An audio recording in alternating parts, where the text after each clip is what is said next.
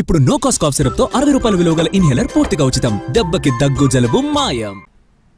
Rajahmundry central జైల్లో రిమాండ్లో ఉన్న MP Mithun రెడ్డిని ఆయన తండ్రి మాజీ మంత్రి పెద్దిరెడ్డి రామచంద్రారెడ్డి కలిశారు.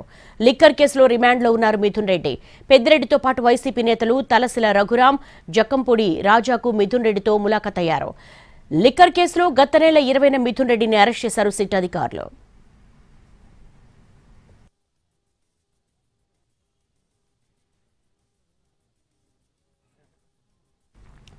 రాష్ట్రంలో రెడ్ బుక్ రాజ్యాంగం నడుస్తోందన్నారు మాజీ ఎమ్మెల్యే జక్కంపూడి రాజా. మిథున్ రెడ్డిపై అక్రమంగా కేసులు పెట్టారన్నారు.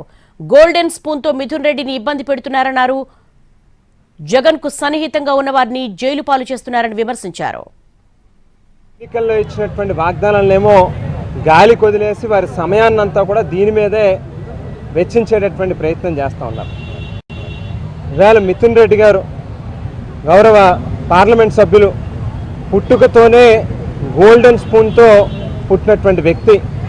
వారి తండ్రి గారు, వారి కుటుంబ సభ్యులు అందరూ కూడా కష్టపడి చెమటోడ్చి లేకపోతే అణువు కూడా వాళ్ళ యొక్క కష్టంతో పైకొచ్చినటువంటి వ్యక్తులు.